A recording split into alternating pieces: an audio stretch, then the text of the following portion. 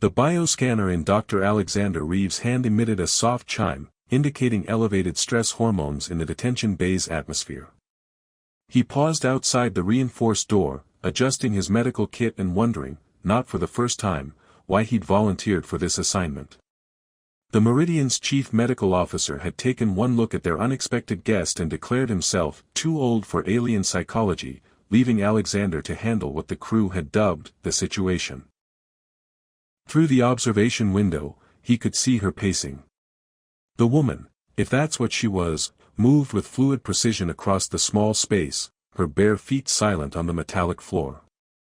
From behind, she appeared entirely human, average height, lean build, dark hair cascading past her shoulders. It was only when she turned that the difference became apparent, those ears, elongated and pointed, twitching with what seemed to be agitation or perhaps acute hearing. Alexander pressed the door controls, and the heavy barrier slid open with a pneumatic hiss. The woman spun toward him, her posture immediately defensive, arms crossed tightly over the simple gray jumpsuit they'd provided her. "I told your captain," she said, her accent carrying musical undertones he couldn't place, "I require no medical attention." "Standard protocol," Alexander replied, keeping his voice gentle while noting how her ears, definitely her ears, angled backward like those of a wary cat. "I'm Dr. Alexander Reeves, xenobiologist. I just need to run a few basic scans to ensure you're not carrying any pathogens that might, don't touch me." The words came out sharp, almost panicked. Alexander froze, his hand halfway to his scanner. Her eyes, large and an unusual shade of violet, held a mixture of fear and something else. Authority, perhaps. As if she were accustomed to being obeyed without question. "Okay," he said slowly, lowering his hand. "No touching. But I still need to run these scans. The equipment works at a distance. I can stay over here by the door if that makes you more comfortable." She studied him for a long moment, those distinctive ears twitching. "You're not security." "Nope.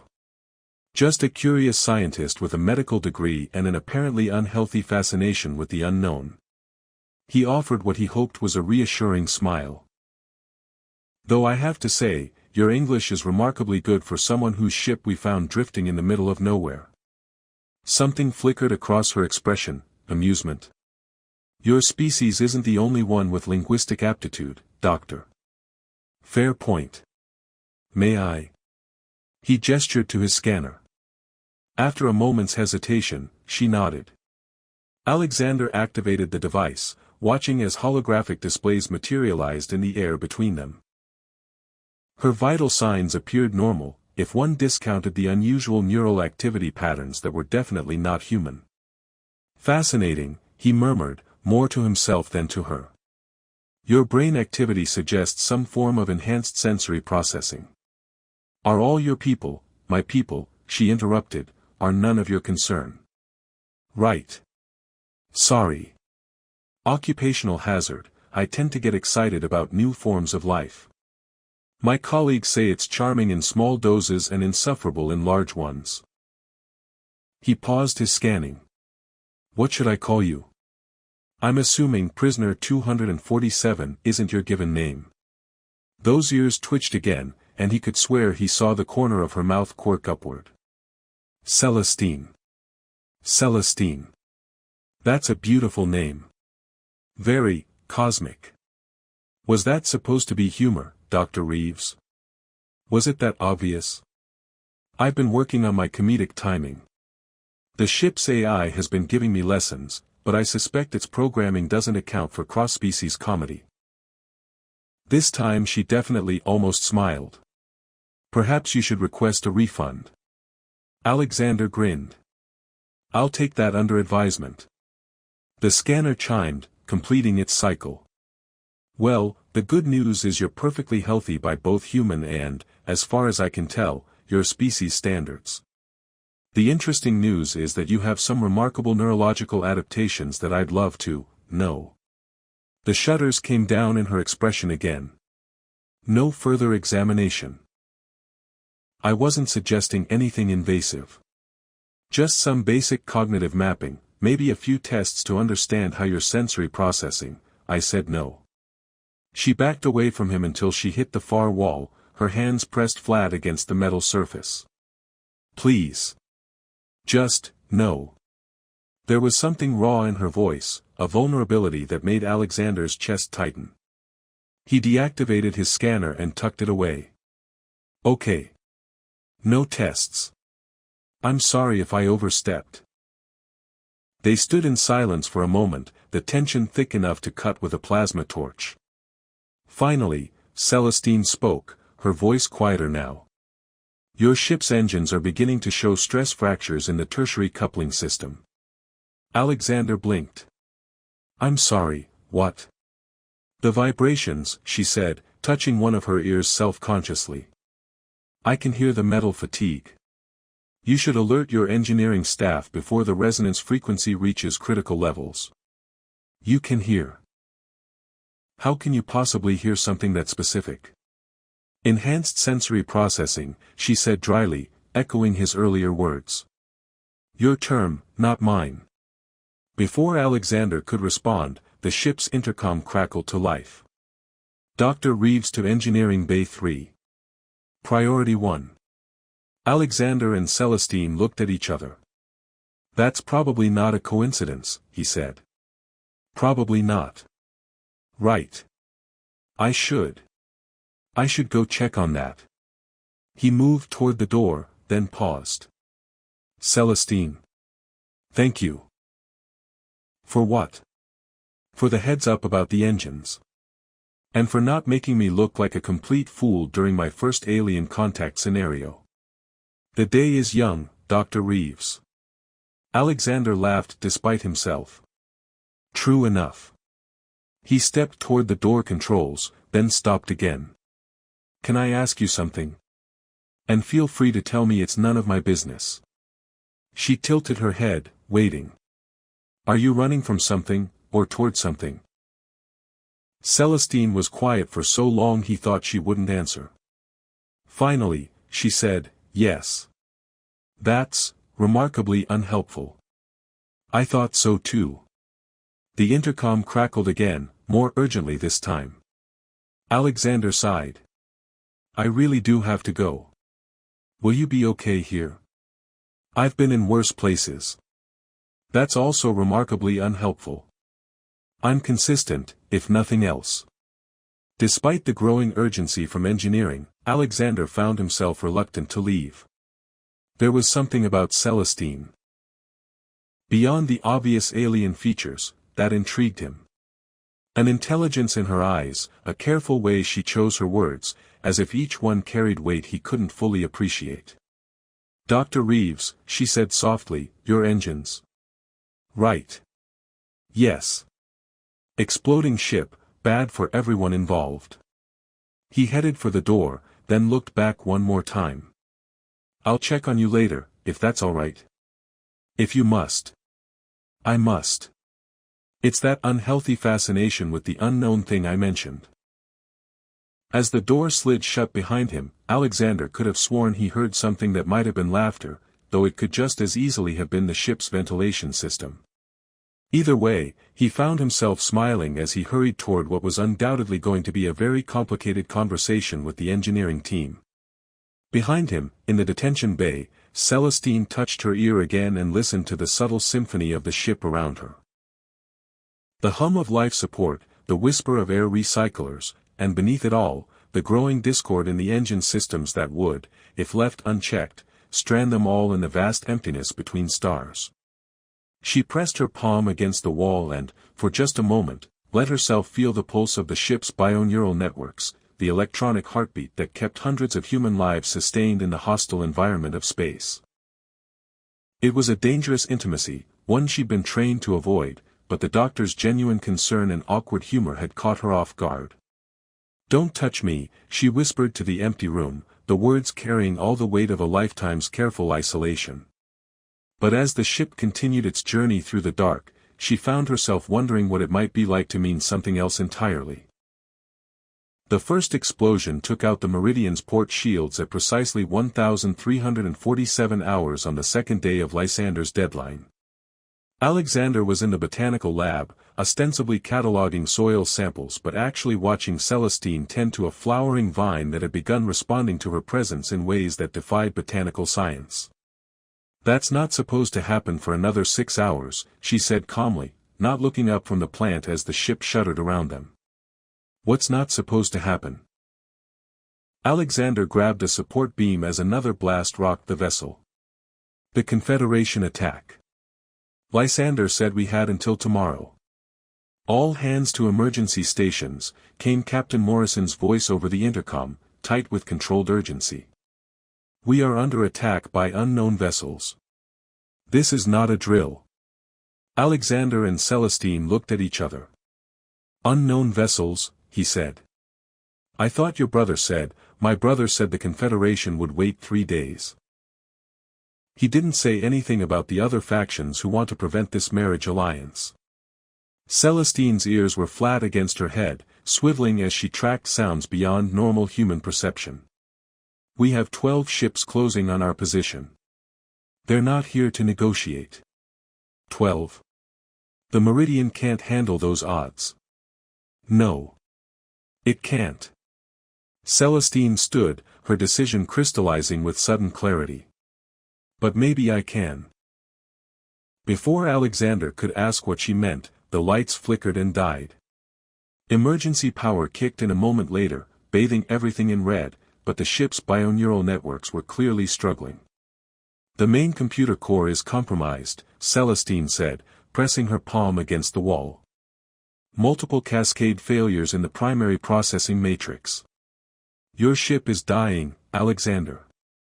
The way she said his name, not Dr. Reeves, but Alexander, sent a chill through him that had nothing to do with the failing life support systems. "There has to be something we can do," he said. "There is." She turned to face him, and he saw fear and determination warring in her violet eyes. "But it requires me to do the one thing I've been most afraid of. Which is make contact. Full empathic integration with the ship's bioneural systems.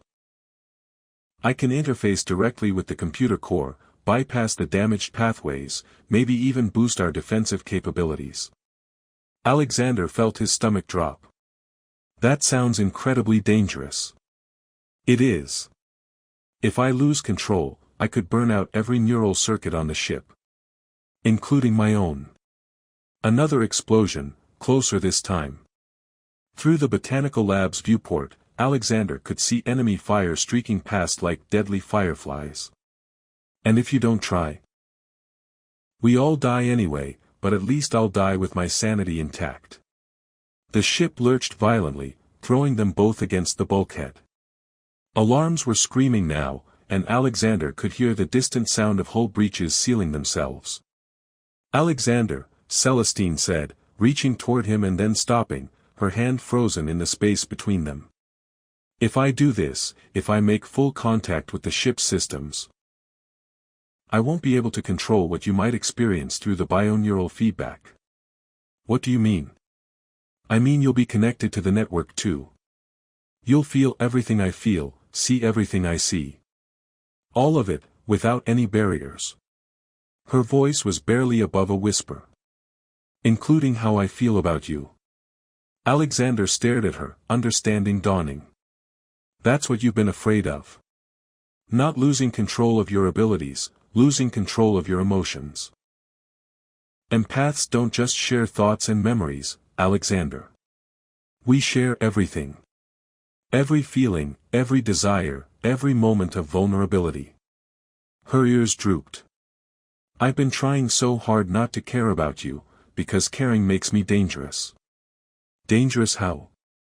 "Because when an empath falls in love, really falls in love, they can't hide it. They can't pretend it doesn't exist.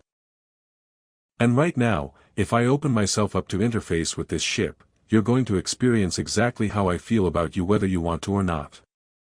The ship shuddered again, and this time the lights didn't come back on at all. In the darkness, Alexander heard the sound of systems failing throughout the vessel. "Celestine," he said quietly, "I think I already know how you feel about me." "Do you?" The dreams your brother mentioned. The way you look at me when you think I'm not paying attention. The fact that you warned us about the engine problems instead of letting us get stranded where your people could find us more easily. He paused. And the fact that you're terrified of touching me not because you don't want to, but because you want to too much. Even in the darkness, he could see her smile. Your powers of deduction really are remarkable, Doctor. So are yours. Did you think I was hanging around the botanical lab for the exciting hydroponics research? I had wondered about that. Another blast, and this time Alexander heard the unmistakable sound of the hull cracking.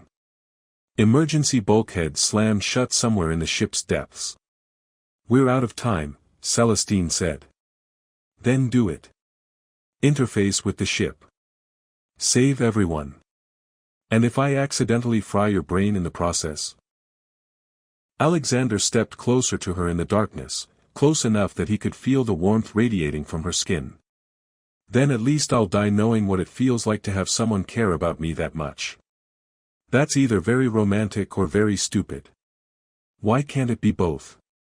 She laughed despite everything, a sound like silver bells in the darkness. You're impossible. I prefer, charmingly persistent. The ship's counselor definitely needs to revise your psychological profile. We can discuss my many personality flaws after you save us all from being blown to pieces by your people's political enemies. Celestine took a deep breath, then pressed both palms against the nearest wall panel. Alexander, when this starts, don't fight the connection. Just, try to stay yourself, no matter what you experience. What about you? I'll try to do the same. The moment her skin made contact with the bioneural interface, the botanical lab exploded into light. Not regular illumination, something far more intense and alien, as if the walls themselves had become conduits for pure energy. Alexander gasped as the connection hit him like a physical blow. Suddenly he was experiencing the ship not as a collection of metal and machinery, but as a living entity with a neural network more complex than any biological brain. He could feel every system, every circuit, every damaged pathway crying out for attention. But underneath it all, woven through the ship's electronic consciousness like golden thread, was Celestine's mind. Her thoughts, her emotions, her memories, all of it flowing through him with an intimacy that left him breathless. He felt her terror at making the connection, her determination to save the crew, her desperate hope that he wouldn't be hurt by the feedback. And beneath it all, warm and constant and overwhelming in its intensity, her love for him. Not just attraction or affection, but something deeper and more complete than anything he'd ever imagined possible. Through the ship's sensors, they experienced the battle raging outside. The enemy vessels were closing in, their weapons systematically dismantling the Meridian's defenses. But now, with Celestine's consciousness merged with the ship's bioneural networks, everything changed. Alexander felt her reach out through the electronic pathways, rerouting power, bypassing damaged systems, coaxing functionality from circuits that should have been dead. The ship's defensive systems came online with an efficiency that bordered on the supernatural. But more than that, through Celestine's empathic abilities, now amplified by the ship's processing power, they could sense the emotional states of the attacking crews. Fear, mostly. Desperation. These weren't hardened warriors, they were people fighting because they believed their survival depended on preventing the marriage alliance. They think the Confederation will enslave them, Celestine's voice echoed in Alexander's mind, though her physical body remained motionless against the wall panel. They're not attacking out of malice. They're terrified. Through the ship's communication systems, Alexander felt Celestine reach out to the attacking vessels. Not with words, but with pure emotion, understanding, empathy, the desire for peace rather than destruction. The effect was immediate and startling. The enemy fire slackened, then stopped entirely. Through the Meridian sensors, they watched as the attacking ships drew back, their weapons powering down. How did you do that? Alexander asked, though the question formed in his mind rather than his voice. I showed them what I experienced when I connected with your memories, Celestine replied. Your curiosity instead of conquest. Your desire to understand rather than exploit. I helped them see that not all alliances lead to slavery. The connection was beginning to fade as Celestine carefully withdrew from the ship systems. But in those last moments of shared consciousness, Alexander experienced something that changed him fundamentally. He felt what it was like to perceive the universe through empathic senses, to understand that every living being was connected, that isolation was an illusion, that love was not a weakness but the strongest force in existence. When the lights came back on, normal lights this time, Celestine collapsed. Alexander caught her before she hit the floor, and for the first time since they'd met, she didn't flinch away from his touch. "Is it over?" she whispered. "The attack?" "Yes. Your brother's ships are hailing us. I think they want to talk." Alexander helped her to a sitting position, marveling at the fact that he was actually touching her, that she was letting him. "The bigger question is, what happens now?" "Now?" Celestine smiled up at him, exhaustion and relief warring in her expression. "Now I think I know what to tell the Confederation." 3 hours later, in the Meridian's main conference room, Celestine faced a holographic projection of the Confederation Council alongside her brother and Captain Morrison. Alexander sat beside her, close enough that their hands occasionally brushed, contact that she no longer feared. "The marriage alliance is unnecessary," she said simply. "What you need is proof that our people can coexist peacefully. I propose something different." The lead Confederation counselor, a stern-faced humanoid with scales instead of skin, leaned forward. "You would reject our terms?" "I would offer better ones. A cultural exchange program. Shared research initiatives. Joint exploration missions." Celestine's voice carried the same authority Alexander had heard when she'd stopped the argument between him and her brother. "Let our people work together, learn from each other. Build trust through cooperation rather than political marriage." "And why should we trust this proposal?" another counselor demanded. "Because," Celestine said, "an hour ago I prevented a war by helping 12 hostile ships understand that alliance doesn't mean domination. Because I've learned that the strongest connections aren't forged through obligation, but through choice." She looked at Alexander, and he felt a warmth that had nothing to do with empathic abilities. "I've learned that love, real love, isn't about control or political necessity. It's about two people choosing to face the universe together, supporting each other's growth rather than limiting it." Lysander smiled at his sister with obvious pride. "The Council has already agreed to consider alternative arrangements, given the unique circumstances of recent events." "And the hostile factions?" Morrison asked. "Are willing to join the negotiations," Lysander replied. "It seems my sister's impromptu empathy lesson convinced them that peaceful coexistence might be possible after all." The Confederation Council deliberated for exactly 17 minutes before accepting the proposal. Alexander timed it, partly from nervous habit and partly because he was still learning to process a universe where diplomatic crises could be resolved through understanding rather than force. Later, as the various ships prepared to depart and begin implementing the new cultural exchange protocols, Alexander found himself alone with Celestine in the botanical lab where everything had started. "So what happens now?" he asked, watching her coax new growth from a plant that seemed determined to bloom out of season. "Now I go home and help establish the exchange programs. Make sure this piece actually works." She paused in her gardening. "But first, I was hoping to submit a formal application." "Application for what?" "The Federation's Xenobiological Research Division. I hear they have an opening for someone with unique sensory capabilities and experience in interspecies relations." Alexander grinned. "I might know someone in that department. I could put in a good word for you. That would be helpful. I understand the hiring process can be quite rigorous." "Extremely rigorous. Lots of interviews.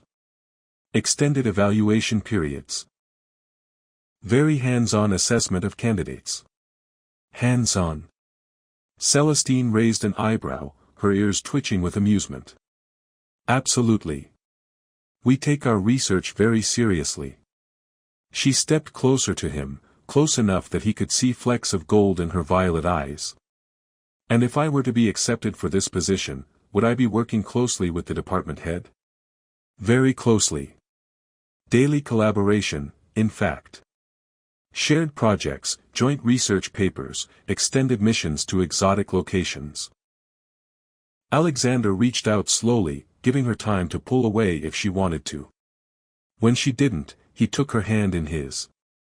The position does require a long-term commitment. How long-term? I was thinking somewhere in the range of forever, give or take a few decades. That's quite a commitment, Dr. Reeves. Yes, it is. Think you're up for it? Instead of answering, Celestine rose up on her toes and kissed him. The contact sent a warm wave of emotion through both of them. Not the overwhelming flood of their accidental connection, but something gentler and infinitely more precious. Her joy, his wonder, their shared determination to build something beautiful together. When they finally broke apart, Alexander rested his forehead against hers. So is that a yes to the research position? That's a yes to everything, she said softly. Though I should warn you, dating an empath can be complicated.